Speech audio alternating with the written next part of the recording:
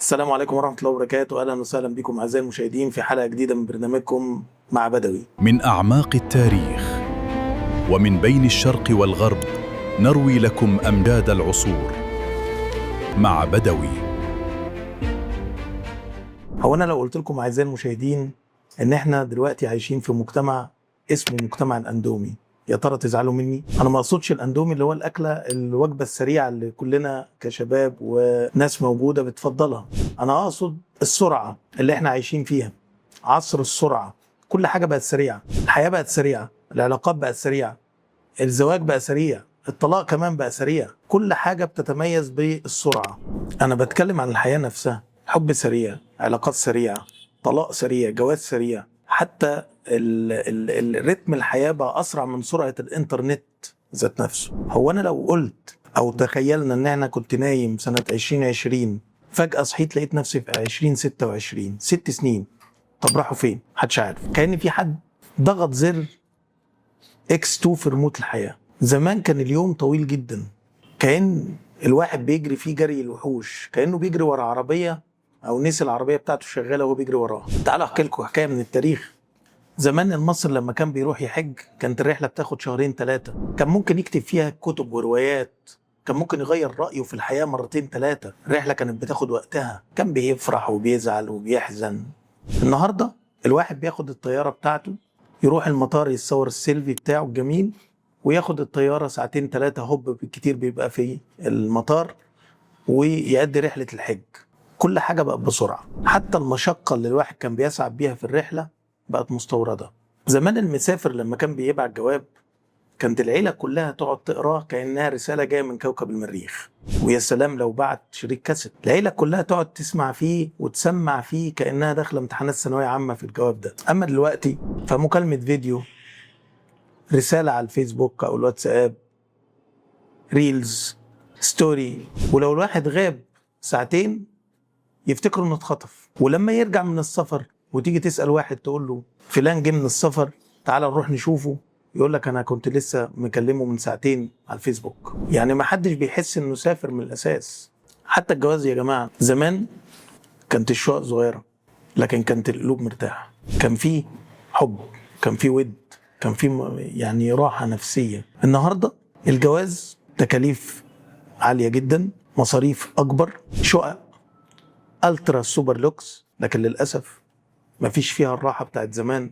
الإضاءة بتاعتها مخفية والسقف جبسن بورد، حتى الزوج مخفي من المشاكل اللي هو بيعاني منها والمصاريف اللي بقت تقيلة عليه. حتى الزوجة ما بقاش حد حاسس بيها ولا بالمعاناة اللي بتعانيها في المجتمع اللي احنا عايشين فيه مع الأولاد وعصر السرعة ورتم السرعة. كمان بقى في ناس عندها مطبخ بمساحة شقة لكن ما عندهاش مساحة للحب ولا حضن دافي يلم العيلة حواليه. نيجي بقى لأخطر حاجة في مجتمع الإندومي، وهم الثراء السريع. النهاردة الشاب بيبص يلاقي واحد صور قطة ركب الترند وبقى نجم، واحد عمل ريلز بقى فنان مشهور وبقى الكل بيتصور معاه، واحد بيرقص قدام الكاميرا بيقدم محتوى ركيك بقى يشتري شقة وبقى عنده عربية بالملايين.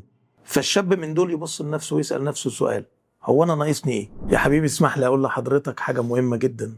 السوشيال ميديا بتعرض النتيجة النهائية، ما بتعرضش اللي حصل قبلها. محدش ينزل صورته وهو بيقع، محدش بينزل لحظات الفشل، محدش بيصور نفسه وهو رايح السجل المدني يطلع بطاقة، محدش بيصور نفسه وهو بيعاني كل يوم وهو بيركب مواصلات. لكن هو بيصور لك الكيكة لكن نسي يقول لك ان في مطبخ قبل الكيكة دي اتحرق. خليني احكي لك حكاية من التاريخ مهمة جدا. في شخصية من العلماء وأطباء وفلاسفة العصر العباسي كان اسمه ابن بطلان البغدادي، وده كان طبيب بغداد المشهور.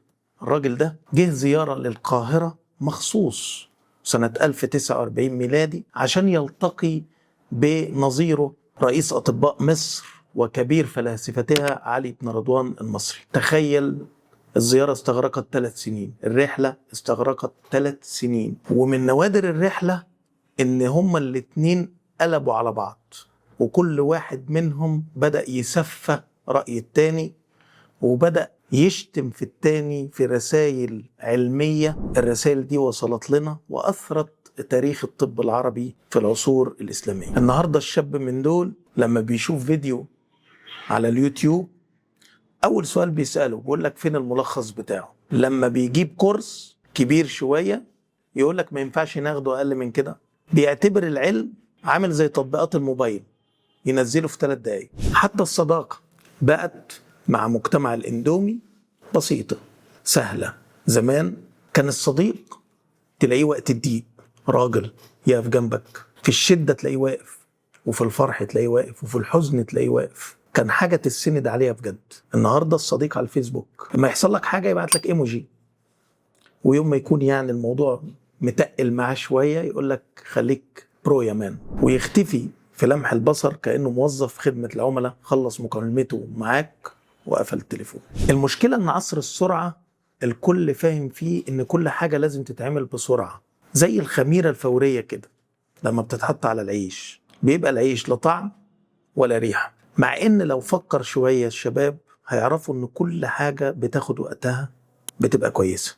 الشجرة لما بتطرح بتاخد وقت، العلم كمان بياخد وقت، حتى حلة المحشي اللي مامتك بتعملها لما بتاخد وقتها بيطلع طعمها جميل جدا، ولما بتتسلق وبتتعمل بسرعة بتبقى كارثة قومية. عشان كده أنا بنصح كل شاب بقول له اهدى شوية.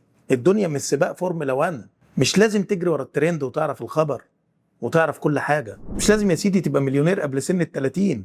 ركز في حاجة واحدة وتعلمها كويس. بطل تجمع كورسات اكتر ما بتجمع هدوم الشتاء وتحطها في الدولاب، او بالبلدي كده اكتر ما ماما بتحط المانجا وبتحط الخضار وتخزنه في التلاجة لرمضان. في ناس عندها على اللابتوب بتاعها او على الكمبيوتر الشخصي كورسات تكفي 5 جامعات وتأسس 6 معاهد خاصة، لكن لسه للأسف ما خلصوش أول درس. الخلاصة يا صاحبي، العصر بيجري، سيبه يجري، مش لازم تنهج وراه. السلحفة كسبت الأرنب عشان مركزة في طريقها، مش بتتنطط في كل مكان شوية. افصل موبايل يا برنس شوية واقعد مع نفسك، تعلم لك حاجة مفيدة. وافتكر دايما إن الحياة مش لازم كلها تبقى اندومي، في حاجات كتير قوي تستحق إنها تطبخ على نار هادية. انتظرونا في حلقة جديدة من برنامجكم المفضل مع بدوي، وما تنسوش تعملوا لنا اشتراك ومتابعة عشان يصلكم كل جديد.